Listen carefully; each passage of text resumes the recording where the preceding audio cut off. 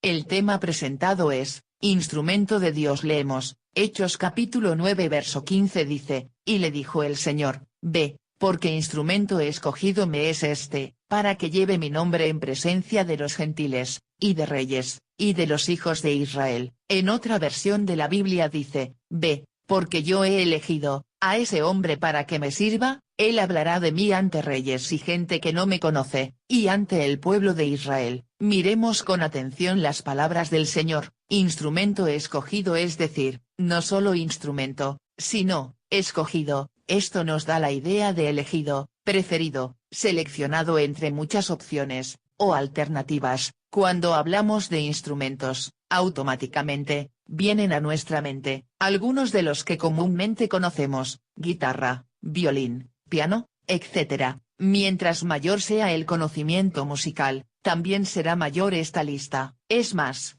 si alguien nos pidiera un instrumento, seguramente saldríamos a buscar alguno de ellos. Cuando vamos a una casa musical, a buscar un instrumento específico, nos vamos a encontrar con muchos de ellos, pero al momento de decidirnos, con el que nos vamos a quedar, solo uno de ellos será el escogido. Sin embargo, para Dios no es así, pues Él ve al hombre como un instrumento. En la lectura dice, después que Jesús se le apareció a Saulo camino a Damasco, más tarde, se le aparece también en visión a un discípulo llamado Ananías, y después de declararle su misión, le dice, ve, porque instrumento escogido me es este. Hechos capítulo 9 verso 15. Aquellos que conocen la historia del apóstol Pablo, pueden comprobar que efectivamente este hombre se transformó en un instrumento valioso en las manos del Señor, y este privilegio no solo lo tuvo Pablo, sino también María, a la que la llaman Virgen María, que está en la lectura de Lucas capítulo 1 del verso 26 al 38, que dice, al sexto mes el ángel Gabriel fue enviado por Dios a una ciudad de Galilea, llamada Nazaret, a una virgen desposada con un varón que se llamaba José, de la casa de David, y el nombre de la virgen era María. Y entrando el ángel, en donde ella estaba, dijo, salve, muy favorecida. El Señor es contigo, bendita tú entre las mujeres. Mas ella, cuando le vio, se turbó por sus palabras, y pensaba qué salutación sería esta. Entonces el ángel le dijo, María, no temas, porque has hallado gracia delante de Dios, y ahora, concebirás en tu vientre, y darás a luz un hijo, y llamarás su nombre Jesús. Este será grande, y será llamado Hijo del Altísimo, y el Señor Dios le dará el trono de David su padre, y reinará sobre la casa de Jacob para siempre, y su reino no tendrá fin. Entonces María dijo al ángel, ¿cómo será esto? Pues no conozco varón. Respondiendo el ángel, le dijo, el Espíritu Santo vendrá sobre ti, y el poder del Altísimo te cubrirá con su sombra, por lo cual también el santo ser que nacerá, será llamado Hijo de Dios. Y he aquí tu parienta Elisabet, ella también ha concebido hijo en su vejez, y este es el sexto mes para ella, la que llamaban estéril, porque nada hay imposible para Dios. Entonces María dijo, he aquí la sierva del Señor, hágase conmigo conforme a tu palabra, y el ángel se fue de su presencia. En otra versión de la Biblia dice, cuando Isabel ya tenía 6 meses de embarazo, Dios mandó al ángel Gabriel a Nazaret, un pueblo de la región de Galilea. El ángel llevaba un mensaje para una joven llamada María. Ella estaba comprometida para casarse con José, quien era descendiente del rey David. El ángel entró a donde estaba María, la saludó y le dijo, Dios te ha bendecido de manera especial, el Señor está contigo. María se sorprendió mucho al oír un saludo tan extraño, y se preguntaba qué significaba eso. Entonces el ángel le dijo, no tengas miedo, María, porque Dios te ha dado un gran privilegio, vas a quedar embarazada, y tendrás un hijo, a quien le pondrás por nombre Jesús. Este niño llegará a ser muy importante, y lo llamarán Hijo del Dios Altísimo. Dios lo hará rey, como hizo con su antepasado David, gobernará a la nación de Israel para siempre, y su reinado no terminará nunca. María le preguntó al ángel, ¿cómo pasará esto, si aún no me he casado? El ángel le contestó, el Espíritu Santo se acercará a ti, el Dios Altísimo te cubrirá con su poder, por eso el niño vivirá completamente dedicado a Dios, y será llamado Hijo de Dios. tu prima Isabel, aunque ya es muy vieja, también va a tener un hijo. La gente pensaba que ella nunca podría tener hijos, pero hace ya 6 meses que está embarazada, eso demuestra que para Dios todo es posible. María respondió, yo soy la esclava del Señor, que suceda todo tal como me lo has dicho, y el ángel se fue. En la lectura no se está diciendo que María fue elegida, o utilizada, o fue un instrumento, para que naciese nuestro Señor Jesucristo, como también pudo haber elegido algunas de nuestras hermanas, que están buscando a Dios. En sí solo fue el instrumento, para que le diera vida a nuestro Señor Jesucristo. Para eso fue elegida María, y no para ser madre de Dios o de Jesucristo. El ejemplo sería, como si una pareja no puede tener hijos, y pide a una mujer que le rente o preste su vientre, para que el hijo que quiere la pareja pueda nacer en el vientre, que le están rentando o prestando. Así en la lectura Jesucristo no le dice madre, sino que le dice mujer, que dice, Juan capítulo 2 dice, al tercer día se hicieron unas bodas en Caná de Galilea, y estaba allí la madre de Jesús, y fueron también invitados a las bodas Jesús y sus discípulos, y faltando el vino, la madre de Jesús le dijo, no tienen vino. Jesús le dijo, ¿qué tienes conmigo, mujer?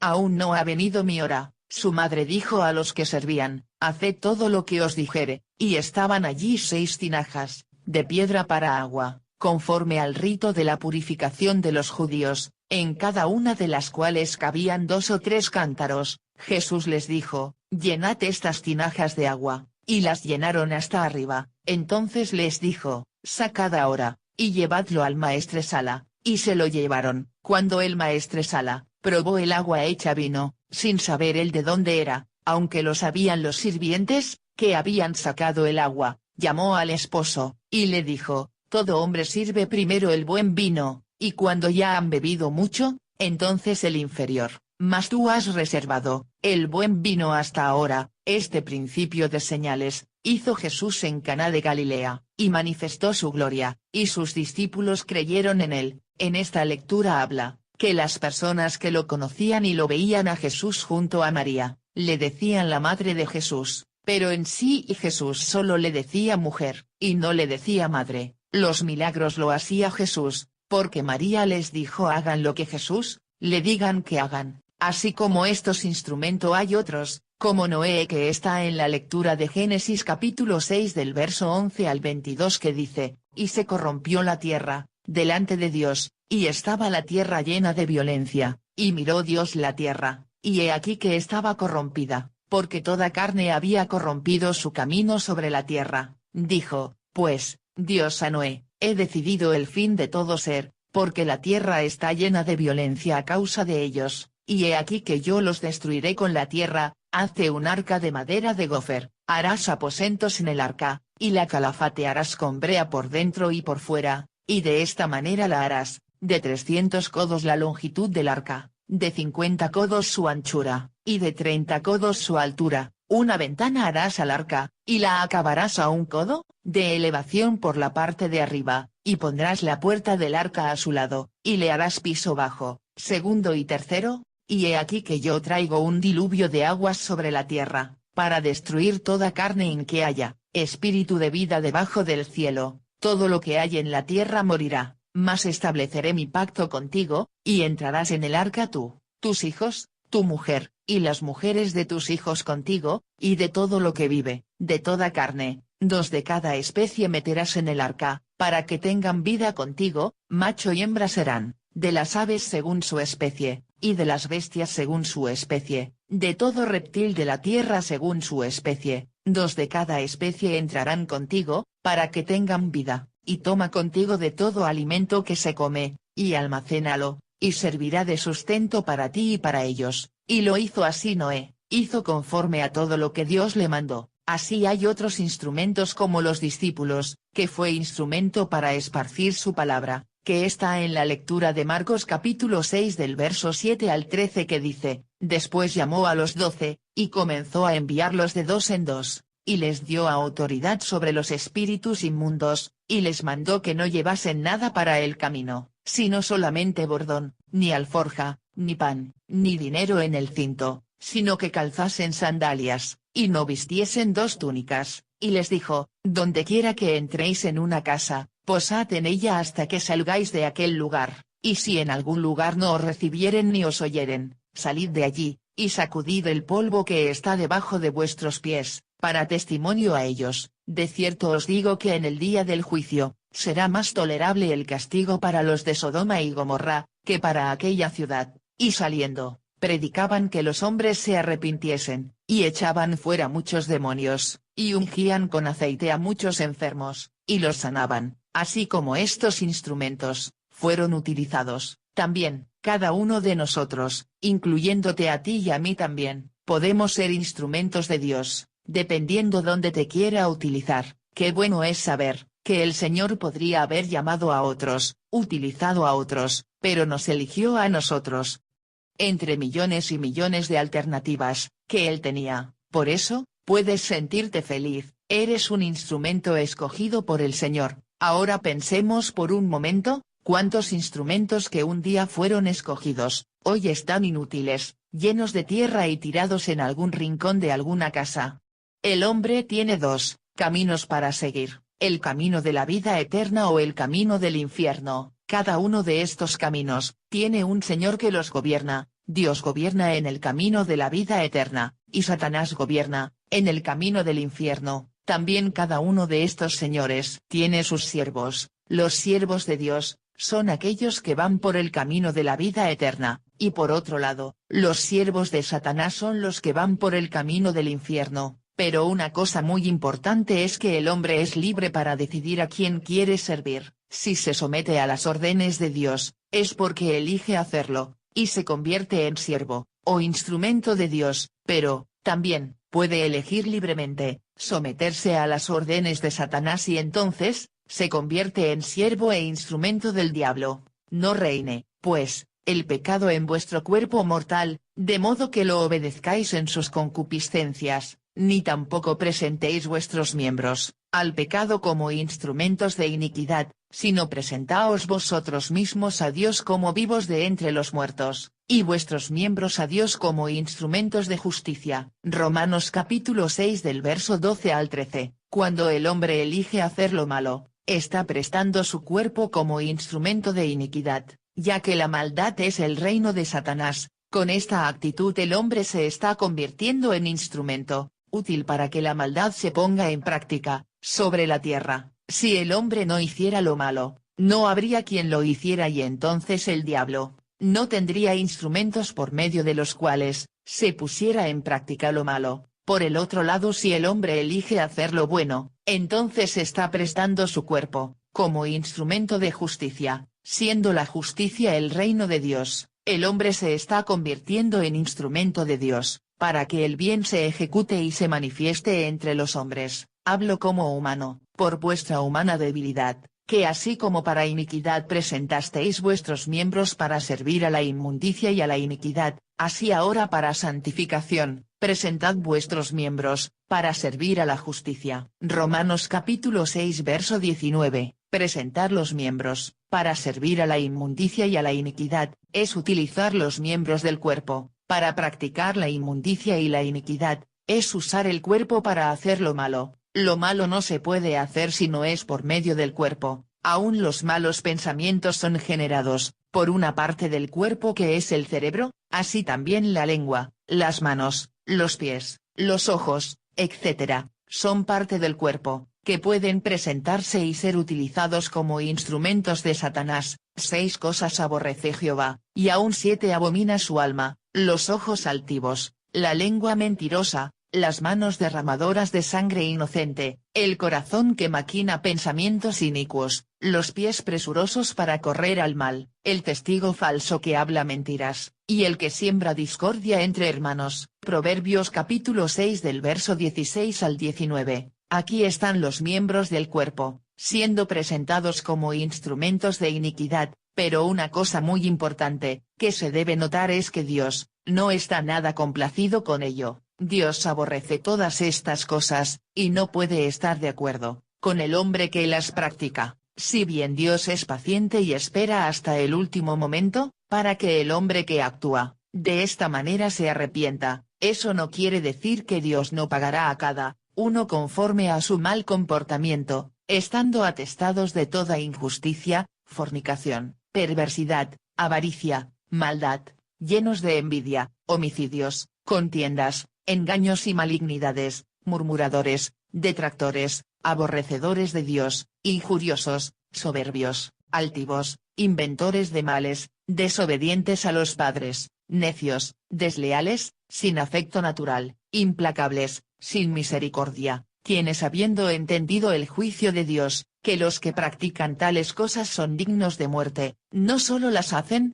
sino que también se complacen con los que las practican. Romanos capítulo 1 del verso 29 al 32, todas estas cosas son puestas en práctica por el hombre mediante los miembros de su cuerpo. El ojo puede ser usado como instrumento de iniquidad, la lengua tiene un lugar muy especial entre los miembros del cuerpo, que pueden ser excelentes instrumentos al servicio de Dios, pero lamentablemente la mayor parte del tiempo es utilizada, por la mayoría de las personas, como instrumento de Satanás. ¿Qué palabras salen de nuestros labios? ¿Acaso son mentiras, o blasfemias, o murmuraciones? ¿A dónde nos llevan nuestros pies? Nos llevan a practicar la justicia, y la santidad que Dios requiere de nosotros, o nos llevan a la cantina, o a cometer fornicación, o a cualquier otra parte, para poner en práctica las obras de Satanás.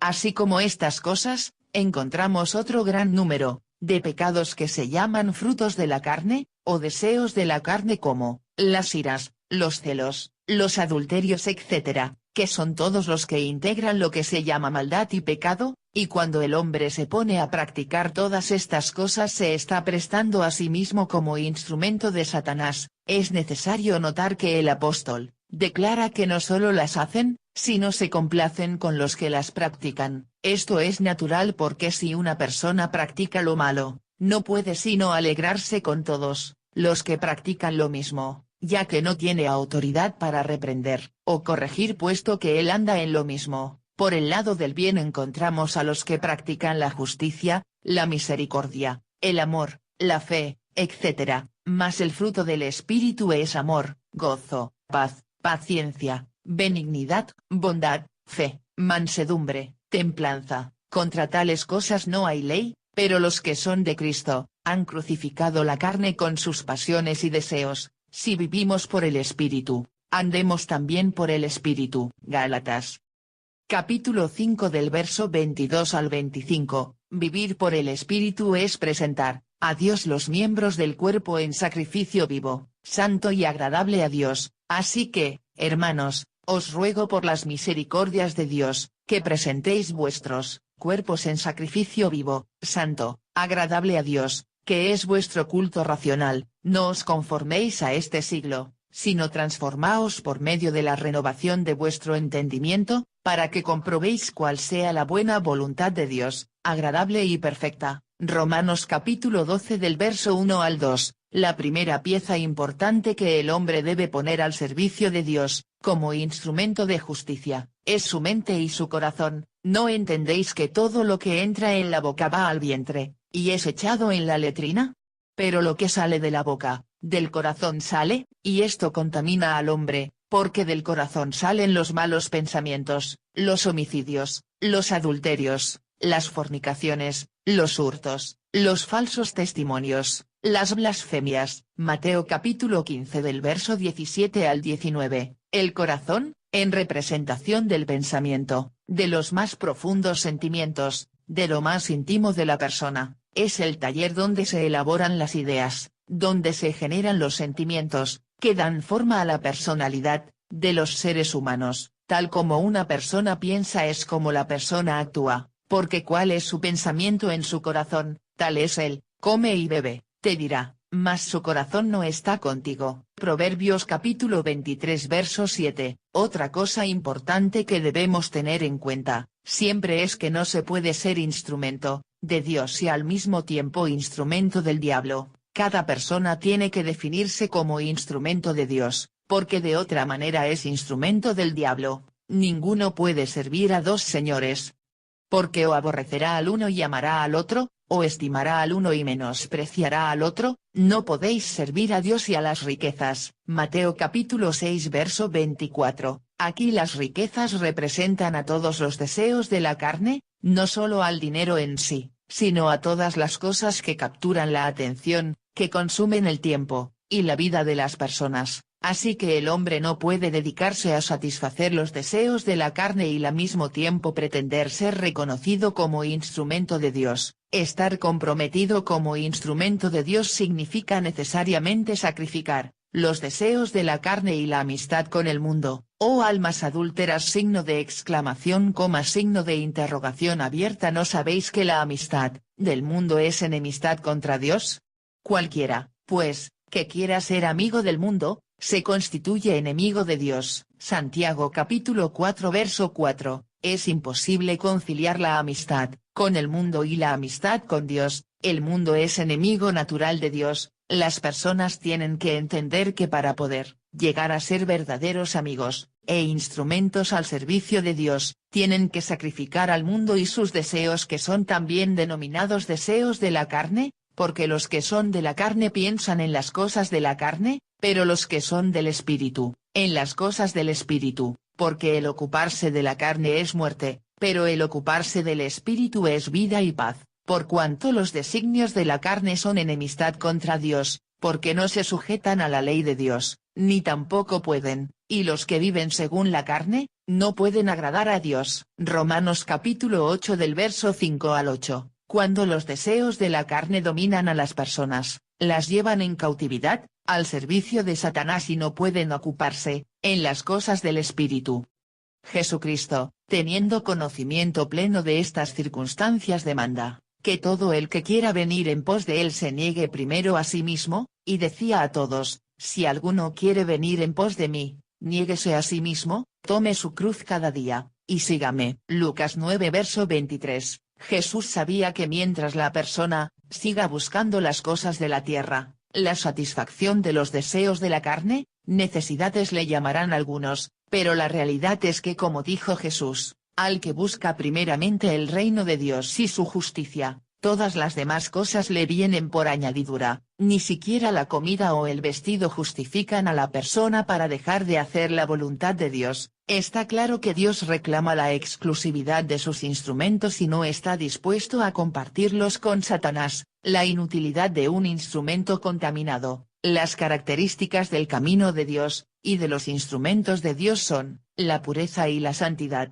Por el otro lado, las características del camino del infierno es la impureza y la impiedad. La práctica del pecado es considerado como una enfermedad que lleva a la muerte, cuya medicina está en la obediencia a la doctrina de Cristo. Al oír esto, Jesús les dijo: los sanos no tienen necesidad de médico, sino los enfermos. Mateo 9 verso 12. Cristo es el médico que trae el conocimiento de la verdad de Dios, como medicina para la salud de todos los enfermos de pecado. La medicina es el Evangelio, cuya obediencia trae salud. Este testimonio es verdadero, por tanto, repréndalos duramente, para que sean sanos en la fe, no atendiendo a fábulas judaicas, ni a mandamientos de hombres que se apartan de la verdad. Tito 1 del verso 13 al 14. El cristiano es instrumento de la verdad, para llevar la medicina a todo el que está aquejado por la enfermedad del pecado. El Señor le dijo: ve,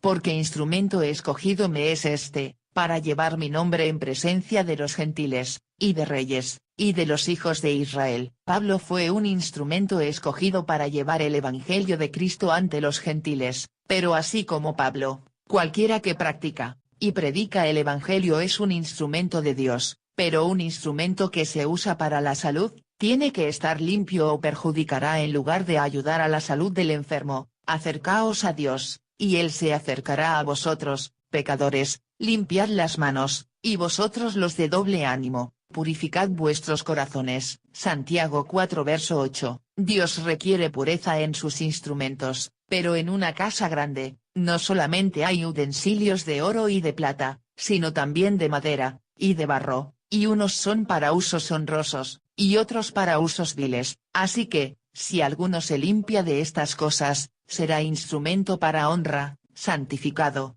útil al Señor, y dispuesto para toda buena obra. Segunda Timoteo 2 del verso 20 al 21, en las clínicas y hospitales se utilizan toda clase de instrumentos para la salud de las personas, que van desde simples agujas hasta complicados instrumentos de quirófano, pero una cosa común a todos ellos, es la pureza, la limpieza, la esterilidad. Si esos instrumentos no son puros, limpios o estériles, en lugar de beneficiar al enfermo lo perjudican, transmitiéndole otras enfermedades adicionales, a las que ya le aquejan. Así también el instrumento de Dios debe ser un instrumento santificado, dedicado a las cosas de Dios y no a satisfacer los apetitos de la carne, pero nosotros debemos dar siempre gracias a Dios respecto a vosotros, hermanos amados por el Señor, de que Dios os haya escogido desde el principio para salvación, mediante la santificación, por el Espíritu y la fe en la verdad,